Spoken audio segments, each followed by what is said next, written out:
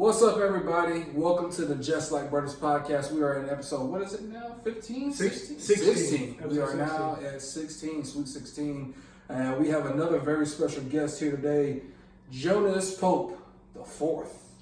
Please, I'm glad you included the fourth. Yeah. We have to make sure you include the full If name. a family can agree on a name for 4 generations, that's something special right there. I'm glad you included. They get left out a lot. But then my mom, I used to not write on at all. I used to write Jonas Pope. My mom came to me one day. She was like, "You do realize that's a dead person. Like you're not Jonas Pope. You're Jonas Pope the fourth. 2 different people." I was like, "Very good point." So yes, thank you for the fourth. Yeah, of course. And thank you for joining us. He's of course another one of the Raleigh bigwigs. Yeah. But at the end of the O, he's sitting in the same seat J. Mike was sitting at last week, and he knows a little bit about taking over for J. Mike. I'm used to following J. Mike. Yes, that was perfect. All right, so of course, man, let's talk about where you from, how you get here, where are we going? Like let's talk. Are we in the 252?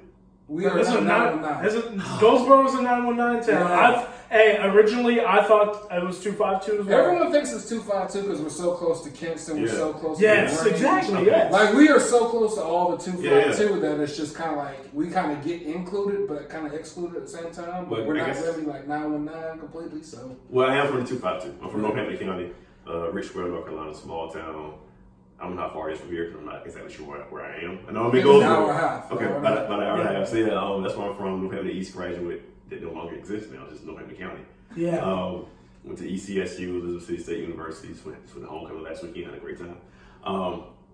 From there, I was in Roanoke Rapids for 7 years, at the Roanoke Rapids Daily Herald. So that's where most of my Eastern North Carolina expertise comes from, covering playoff games up and down the eastern part of the state. So I was there for 7 years, and then I moved to Triangle in 2014 to work for Tar Heel Illustrated, covering UNC for that website. And then I freelanced for a while, got picked up with the Durham Herald Sun to cover North Carolina Central. Did that for a year, and then we merged, of course, with the News Observer. And now I was on a podcast last week, and I call myself the in-know seat filler. That's what I like to call myself. Because you never know what event you might see me at, filling in, helping out with ACC games, North Carolina Central. But my main beat. I saw that you were at the state fair eating food. When I tell you, I'm the seat filler all across the board. So when they need me for something, no matter, I actually kind of volunteer myself for that. I heard the other writers talking about it, like our food writer. And I was like, hey, what's up? Yeah, how can I get down with that? Yeah. Like you just did by asking. So yeah, I'm all over the place, literally. Right. When it comes to the end of it. So I of course cover my hometown. What was it like, having to leave your hometown and then go to make it kind of a personal reason, really? Wait, you're from Goldsboro? Yeah, I'm from Goldsboro. Yeah, he's born and raised. Yeah, born and raised in Goldsboro. Okay. Yeah.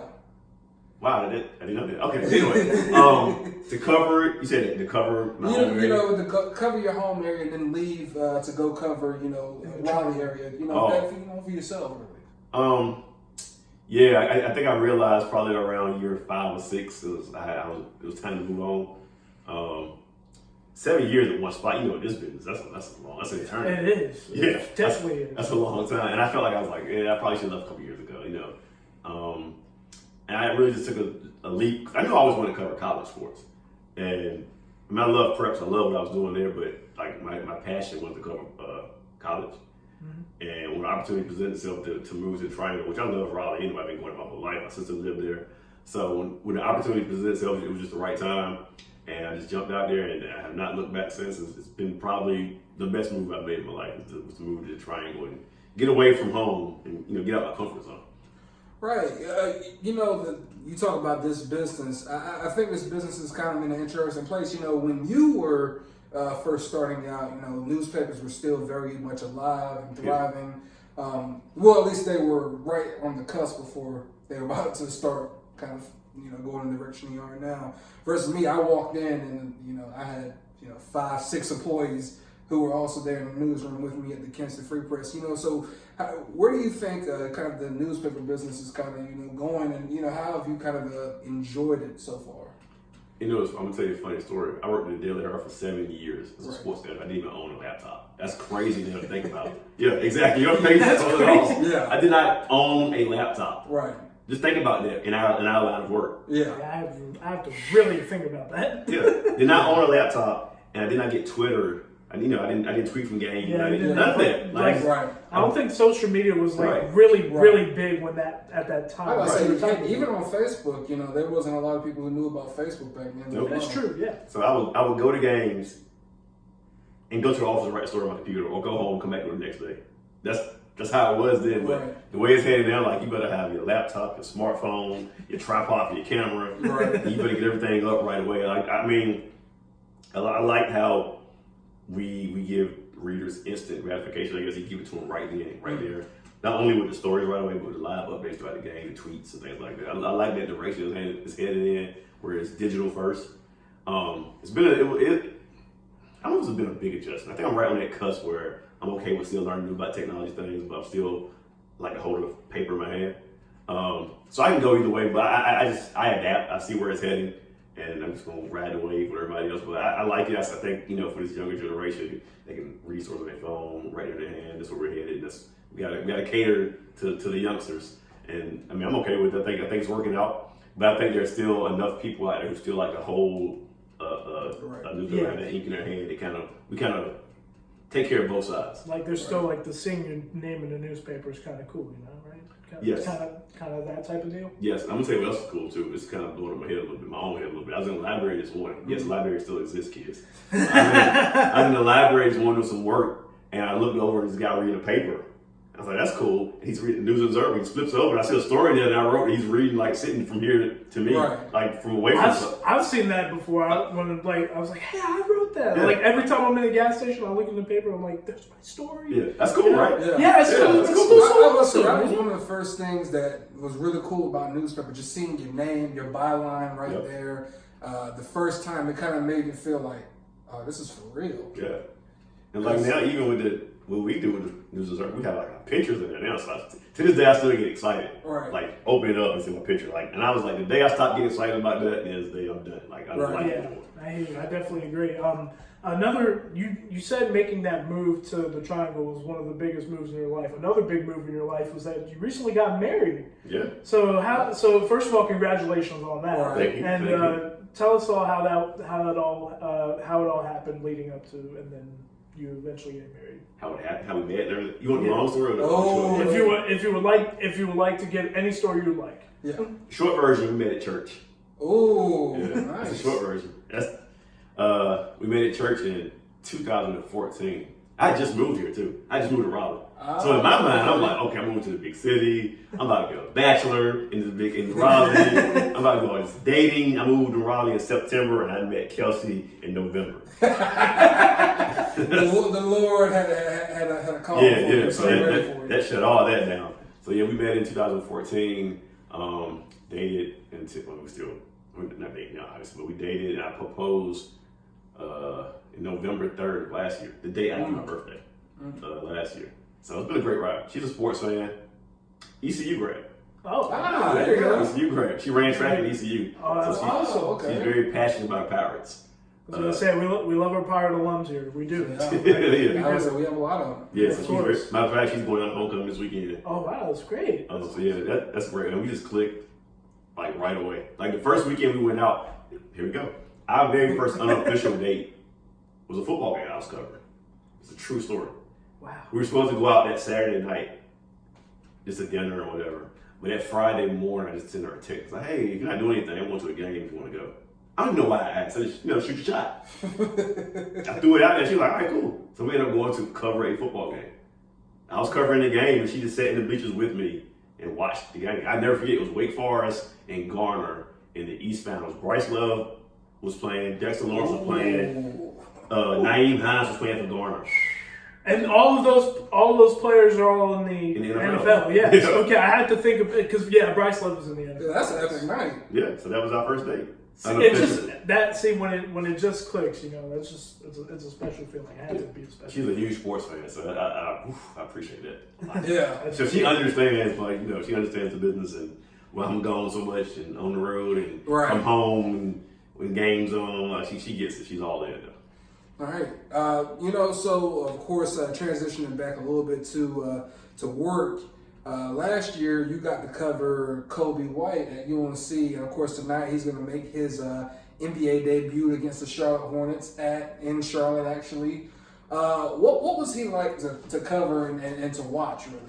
Really, best score I've ever seen with my own eyes. Wow. Like just just like you've been in this game a while, so I'm sure you've seen a lot of really good players. Oh man, it's a natural score. Yeah, but absolutely natural score. I mean, like the first time I saw him play, he's a senior in high school. I saw him play 4 times. His senior year at Greenfield, he scored 40 points or more 3 of those 4 times. 2 of those times, he scored 44 points against Garner, which is one of the best teams in the Triangle. Right. Oh my! He gave him an easy 44 twice in 1 year. Like the first time I ever saw him play, we were playing in the showcase at Millbrook High School, and I was doing like the running stats just for him. I was doing a story on him. And I looked at halftime, I got the quietest 28 points I ever saw in my life. And he finished like 40 something. And I saw him, of course, at the John Wall break Donald Williams' 3-game scoring record, which was I think 119 points in 3 games. Did, yes. So I saw him break that record. He averaged 40 some points in those 3 games. Just natural score. Now, when he got to UNC, I was like, okay, he'll definitely start. I thought he would start at UNC. But I could have never guessed he would have like the type of year he had when he was going like a lottery game. I did not see that coming into his freshman year. But yeah, like I've never seen anybody just score. He's scored in basketball like he does. And, like I always had a joke like when he was in Greenfield, like you see that afro start going back. Yeah, like he's gone. You're not gonna catch him. I remember doing a story on him after this event called the Josh Level Classic. Right. Oh, yeah, in Greensboro. Yeah. So it's that's someone Josh Level, of course. He died in 2013 of I think it was a heart disease, a type of heart disease. I have a band right here, of course. But the first time I saw Kobe play, he had 40, and that game was the MVP of the I was there. Yeah. I don't think I didn't. I kind of knew about you then, but I was like, I was a little shy. I would have said hello then. I do remember that game though. Yes, that was one of the funnest games I've ever been to, and a lot of my friends run that event. They do a great job with it. But Kobe was he was ridiculous, and talking to him after the game, he's such a good kid. I mean, right. Now he's here. He's going to play an NBA game here in North Carolina. Yeah. It's just fitting, don't you think? I think that Josh Allen was the first time I got to see him play. That's when I realized like he was different because like that's a fun event. He was like going after people like it was a state championship. Yeah. Like, he was serious. Oh my goodness! So that's when I realized he's different. This kid is different. Yeah. Like it's supposed to be a great showcase of high school basketball, and he's just out there trying to break everybody's ankles, shoot threes over him like he's Steph Curry. I mean, right. And see, that's one of the things that always stuck out to me about Kobe was just that every single time he stepped on the floor at the high school level, he proved that he was among the elite that you would ever really going to see in this state. I mean, the numbers speak for himself. When you look at it, he's the all-time leading scorer in high school state basketball. North Carolina high school basketball. Yeah, North Carolina high school basketball history. But what was maybe your favorite interview with him, or maybe like a quote or something like that was maybe a little funny or memorable that he hit you with? Oh wow, you gotta think about that one. He's a great spirit as well. That's the thing too. He's not just a great basketball player; he has a great spirit to him. Yes, he does.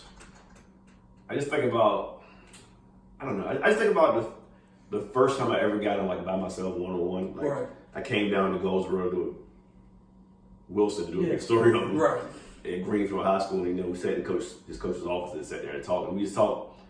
I mean, I realized from the first time I ever met him, he was kind of, I got to get to know you a little bit first. And so I just felt like he had loosened up a little bit. So we started talking about like his favorite cookout order and what he was watching on like Netflix at the time. I don't know why it stands out, but for a guy who was like kind of uptight, it's like when we started talking about random stuff like that, I felt like I got him there. He's kind of relaxed a little bit. Yeah, he kind of opens up. He kind of opened up a little bit. I still remember his order like a burger and a quesadillas. But I don't know why he was doing that. That's what we talked about, his cookout order. That's I was going to say, there's no problem. Cookout's the greatest, man. It's just especially like, late night, Hey, college life cookout is almost like a lifeline. It's pretty much. I remember my freshman year of high school. My freshman year of college, I traded someone a ride to Walmart to get GTA 5 for a cookout trade. That's how you tweeted that. You tweeted that recently. Yeah. I remember that. Yeah. I remember the story when he told me. I remember you tweeting it up. Yeah, it's a very Greenville story. But of course, we're going to get into some high school football.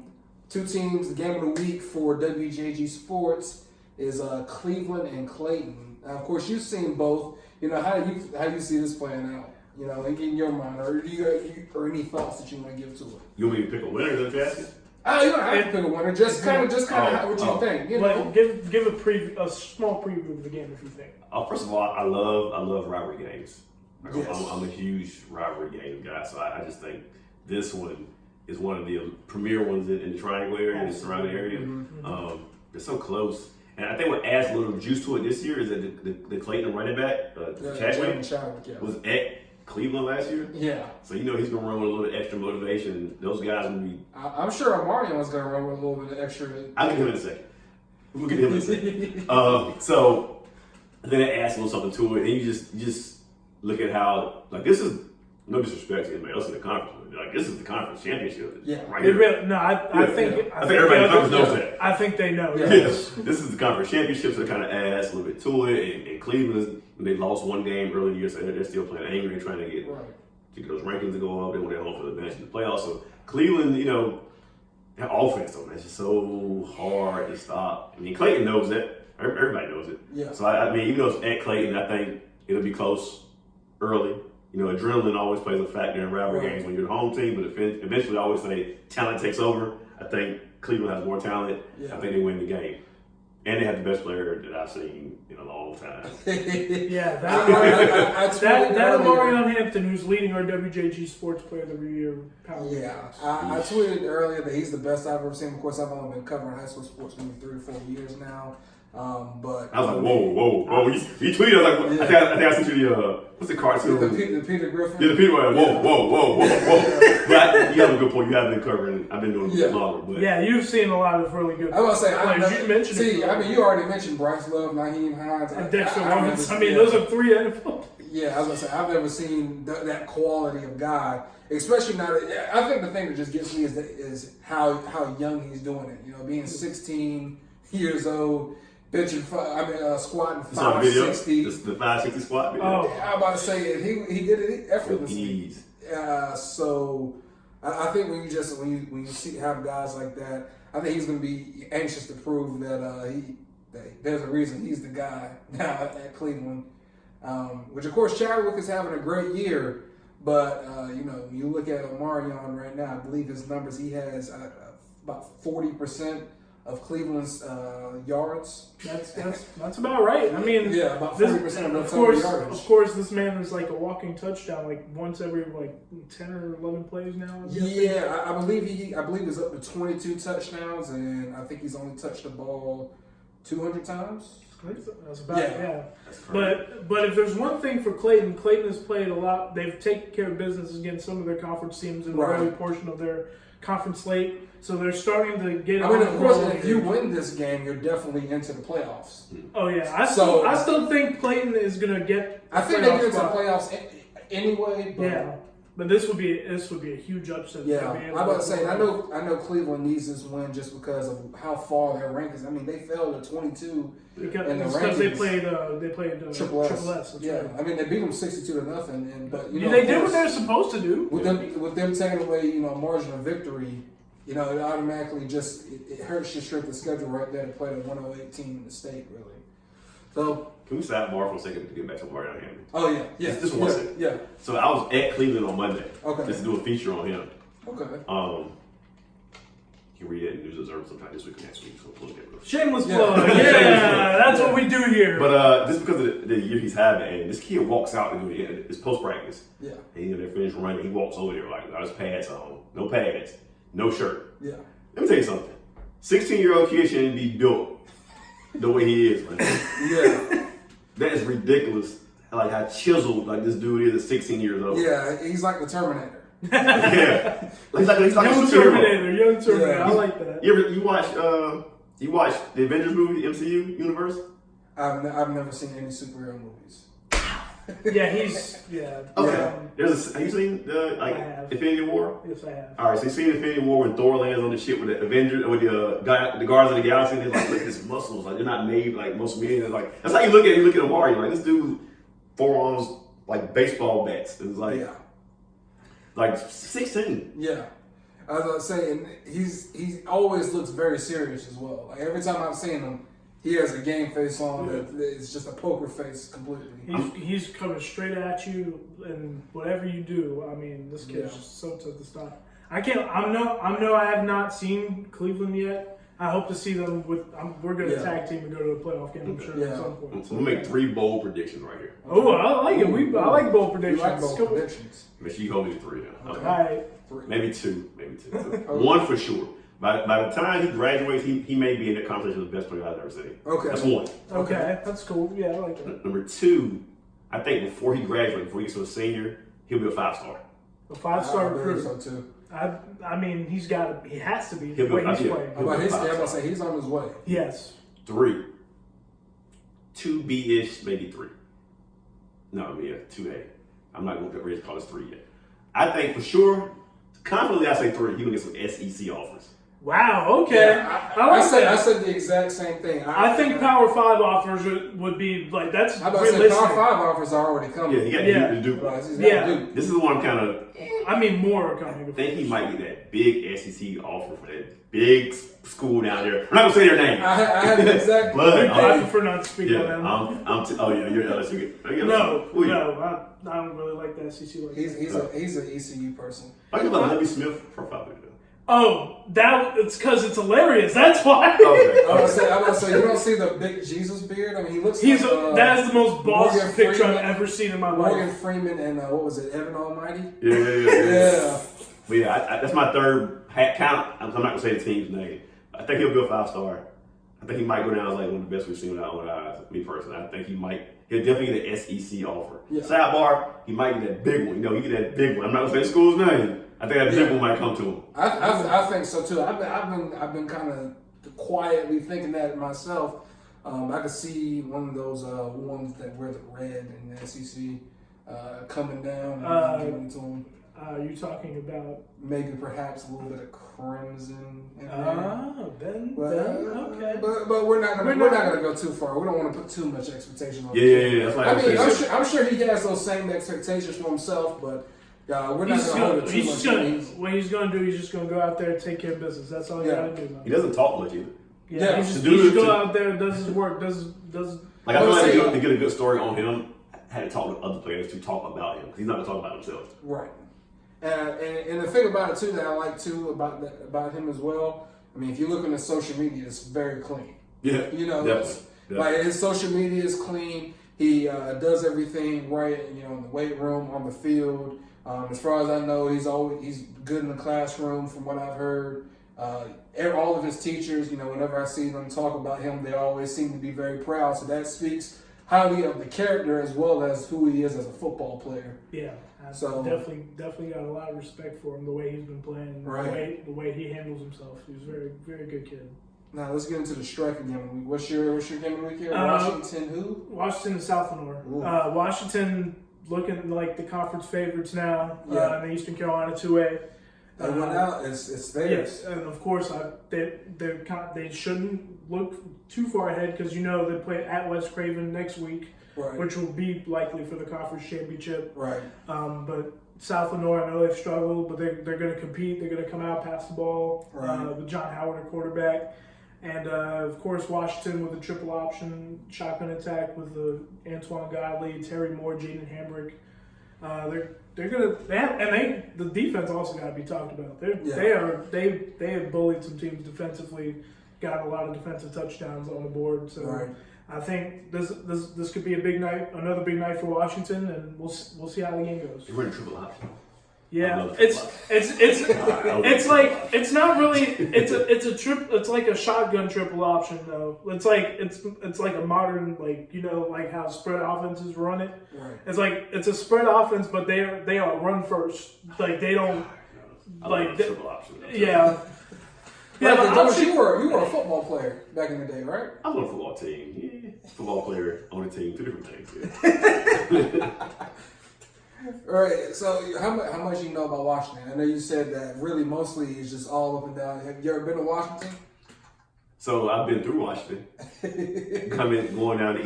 going down up and down 17. Speaking of Washington, I used to always stop at Washington, either Pizza Inn.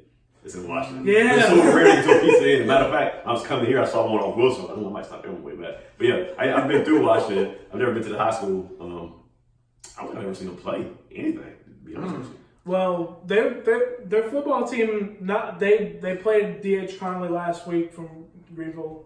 They played them as tough as you could possibly play them, and that Conley team is on fire right now. After they played some tough non-conference. They played Scotland County. I mean, they played Northeastern and Rocky Mountain. I think was the Rocky Mountain. They're on a roll right now. Touching losses, but now I think they've won 5 straight now. So now they're on a roll. They're flaming. But Washington proved to me in that game, even in a loss, they can win a state title. They really coming put it with together. a 7 to a 3A team as a 2A team is. They were down 2 scores for most of the game. They came back to tie in the fourth quarter. I mean, it was there. Right. So let me think. I got to leave you with one good question here because I got J. Michael one that really got him thinking. Yeah. Okay. Let's see. What is the craziest thing that's ever happened to you while you were traveling? While I was traveling? While you were traveling as a reporter. Oh, man. So did J. Mike say his Northeastern story got stuck? Yeah, because I was with him. Oh, okay. And I was driving with him, and we got stuck in the mud. I got it in. So you about to go 2 for 2 for being with people. When we got stuck in the stadium. Yes, I forgot about that. Yeah, this story is crazy. When they told me they got stuck at UNCG, it was so us being good reporters, we got there. What was it, about 30 minutes to an hour early. Yep. This is at the baseball state championship. Get set up. Then about. I guess what was it, about 30 minutes before first pitch. Bottom fell out. Yeah, bottom fell out. We go inside the media room. We think that it's just gonna kind of ride over because that's what it says on the radar, and then it doesn't ride over. Nope. It kind of sits on top of the green for a while. The rain continues for like about an hour and a half. So now we're like, well, we can just go. But then, we tried to get out in the main concourse, and they were like, "Yeah, you can't pass because you can't go out because lightning. We don't want you in the concourse. It might be a liability thing." In the stadium, the stadium was locked. Yeah, and the stadium is locked, we're locked so you in can't get out the door. So we're locked in the stadium. So we just sit there for like an hour and a half. I mean, the good thing was I think Chick-fil-A came in. Chick-fil-A was clutch. Yeah, Chick-fil-A came in, so we did get to eat at least. We ate. I was gonna say they weren't kidnapped and not fed. I remember we made the video. Yeah. I made the video on Twitter, so we've been held. I think we were being held against our will. You had to sign with the date on it. Yeah, we've been held hostage here in UNCG. Yeah. So and then. What happened, the only reason that we got out as soon as we did was Jonas saw a dude that he had saw at some NCHSAA meetings, and they were like, "Oh yeah, there's a back door that you can let us out." And I was like, "I'm trying to leave. Like, what's happening here? Why are y'all holding us here? I want to get out." He's like, "I can't even remember if he asked me where I was parked or whatever." I was like, we were told we couldn't go out the front of that gate. It's locked, yada, yada, yada. And he was like, "Well, you got this back door, but, I don't know if he said, like, something happens. Like, I don't know what he said, but all I heard was, you got this back door." I was like, yeah, no. We grabbed our stuff and we went out, and that was how we escaped the kidnapping from the NCHSAA. That was definitely the first one that comes to mind. I've had pretty tame road trips, like nothing too out of the ordinary. That's good. Of course, J. Mike, the story he's referring to, J. Mike and me, we drove up to Northeastern versus Kinston. For the playoff game? Yep, for the third round playoff game last year. I was going to go, but I was a rookie. We pull up. A guy tells us to go that way, and we go that way, and we park, and we are like probably 2 feet deep in mud. My goodness. Yeah, so like J. Mike. Actually, this is the first time I've heard this story. As crazy as that sounds. Yeah, J. Mike is stuck. So I just get out and say, "All right, well, I'm gonna call AAA." I know you will. Yeah. I call AAA because he's like, God. He's like, what am I gonna do? Because he's like, I don't have any roadside or anything like that. I was like, well, I'll just call AAA. And I called AAA. They pulled him out. We parked. Everything was all right. Funny enough, before that, we went to Cookout. I was supposed to give J. Mike, I think I was supposed to give J. Mike $12 for gas because I drove to Tarboro and he met me in Tarboro, and then we went on that way, and he was just like, well, since you got the AAA, you get the rest. The rest is on me. So I paid for gas with a cookout tray and a AAA membership. There you go. Yeah, that's a great story. It's a great story. It is a great story. Involves cookout, J. Mike. What else you want in that story? Eastern North Carolina, Elizabeth City, where I went to school. Great story. There's some great schools up there and great programs up there. Right, of course. Jonas, anything else you want to say? We want to thank you for coming on with us today. Man, I just want to thank y'all for having me. I'm glad it worked out. Yeah. We'll try to come on before J. Mike. He's a legend, so tired of following that guy. But no, man, just thank you guys for having me on. I appreciate all you guys do for prep sports in the area. I'm sure the athletes and the coaches and the parents, everybody appreciate it. So I definitely appreciate it. Even though I still dabble with covering with college stuff, I still love and appreciate the prep thing because I know how important it is. Absolutely. So what you guys doing, just putting kids' names in the paper is super important, and I'm sure they appreciate it. So you guys just keep it up, man. Keep up the good work. Preps are important. We appreciate it, man. Thank you We so much. appreciate it, man.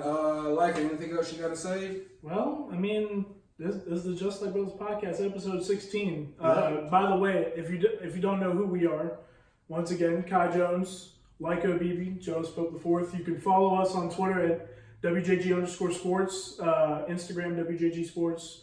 Give us a like on Facebook. Subscribe to the YouTube channel. Are we at 400 We're at 402 subscribers. Yeah, we're good. Now let's make it 500 people. Shout out to y'all. And keep pushing upwards. And a quick shout out to the Arundel Parrot Patriots volleyball team. Yeah. They will play. They will play for the third straight year. They will be playing for a state championship. It'll be this Saturday at North Raleigh Christian Academy. They'll play Grace Christian. So congrats to Coach David Barnes and the Patriots. And I think what you have. You can follow Jonas on Twitter at JEPope IV. Yep. Correct. All right. I got Glad you spelled something like that. You can follow me at StrikerNation24_ or LMA Preps, whichever one you prefer. I prefer neither. And you can follow Kai at MMJ Kai Jones. Of course, we really appreciate your support. Thank you so much, and we'll see you next week.